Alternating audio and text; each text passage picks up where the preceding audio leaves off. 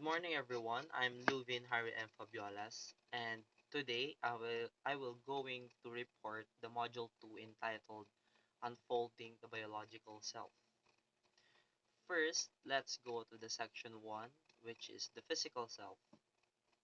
In this section, we will tackle the biological and environmental factors that shape the physical self. We will also discuss the socio-cultural issues that is associated with physical well-being. So let's go to the biological blueprint. First, we have heredity.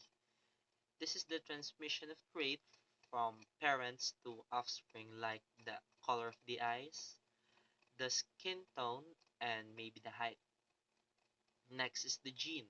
Gene is the basic unit of heredity. Now we have here genotype. Genotype is the information implanted within one's gene, or in other words, it describes the organism's complete set of genes. We have phenotype. This is the information implanted within the gene. So the explanation in this is, hindi porket may minana kang trait sa mother mo ay wala ka ng mamanahing trait sa father mo, vice versa. And lastly, maturation. Maturation is the end game of growth. This is where the strengthening of mental, social, and emotional development is acquired. Now, let's go to the next part, which is the environmental conditioning. As we grow up, we are exposed to environmental influences that shapes us. There are three things that influences us or influence our growth. First, we have here social network. Dito papasok yung peers and friends natin. Kung ano yung mga things na ginagawa nila na pwede nating ma-adopt.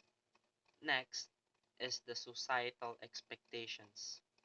Dito naman, mas malaki yung saklaw. Like for example, the community you belong. Kung ano yung ine-expect nila na gawin mo. So, parang mapipilitan ka na ayun yung iasal mo. And next is the cultural practices. Ito yung mga nakasanayang gawin ng community mo na pwede mong ma-adopt. And now, to answer the question, how does environment affect self-development? We all know that even though our human personalities are shaped by genetics and our environment, there's still a possibility to develop other traits as we grow up and experience more in life. So as we grow older, na-expose tayo sa mas malaking social group na mayroong new practices and standards. So the result, we young adults, we will try to fit in by making things that makes us and attractive and acceptable to them. So, one of the aspect of physical beauty is the body type, lalo na ngayon sa internet age. Uh, the media portrayed to us that the ideal body type of women is slim and fit, while guys are muscular. So, the result, young adults will engage into the things that can help them to achieve the certain body types. But some of us may resort to unhealthy habits just to achieve these standards. Where we have to always remember that physical beauty will fade. What is important is we feel good about ourselves and having a healthy perception of one's physical worth. There are four things we need to follow in order to achieve the physical well being.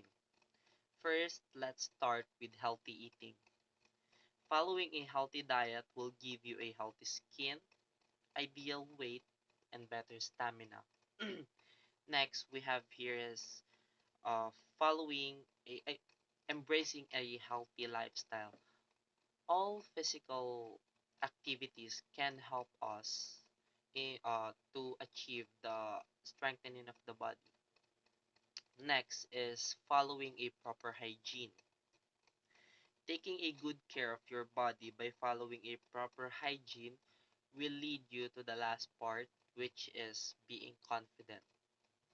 Being confident is when or where you really love and accept who you are. So now, let's tackle section 2 entitled The Sexual Self. In this section, I will discuss the most crucial aspect of human development, which is the sexual self. This will highlight the biological and environmental factors that shape sexual development. First, we have the biology of self. The primary characteristics of it is for male is the penis and for the female is the vagina. The secondary characteristics are the physical changes during puberty like for the guys, yung tone ng voice medyo lumalalim. Tapos yung height. Tapos sa girls naman is nagkakaroon sila ng fats in certain parts of the body. So, also the changes in urges, stimuli, and arousal. And next, let's discuss the sexual activities or the sexual intercourse. A person should be aware of his or her sexuality and sexual attribute in order to make wise decisions. Adolescents need to realize the importance of having informed issues.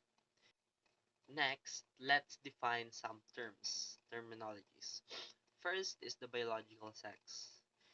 This is the assigned upon birth and is dependent on physical feature like the penis, yeah. For girls is vagina. And next is the gender. This is an identity that is learned and embraced by individual. Next is gender roles. Gender roles, this refers to the expectations of society on how men and women should act. And next is the sexual identity or the gender orientation. This underlined one's concept of self. A person's expre- a person expresses his or her sexuality through individuality. Next is if you engage in sexual activities, there are consequences in it. First, let's discuss the what is sexual intercourse, the copulation. This is the act in which the male organ, which is the penis, enters the female's reproductive tract, the vagina. The consequences with premarital sex is the teenage pregnancy. Having a child entails a big responsibility and should not merely be a consequences of an impulsive moment. Physical risk to having an early pregnancies may impact on the adolescent's development, including miscarriage, emotional stress, and health risk to both mother and infant. There are diseases that you can get in this sexually transmitted diseases like another consequences of impulsive and careless sexual intercourse is the risk of acquiring sexually transmitted diseases like we have here syphilis, gonorrhea, chlamydia, and lastly is the genital warts.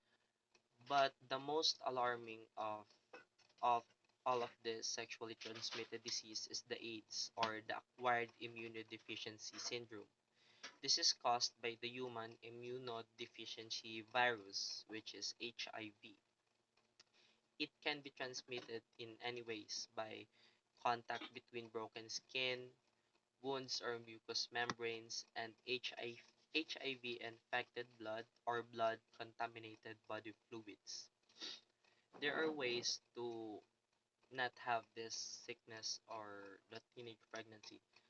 We should be responsible. We need to respect one's body. We need maturity in thoughts and deeds. We need to be guided by one's personal beliefs and core values. And lastly, we need to be future oriented.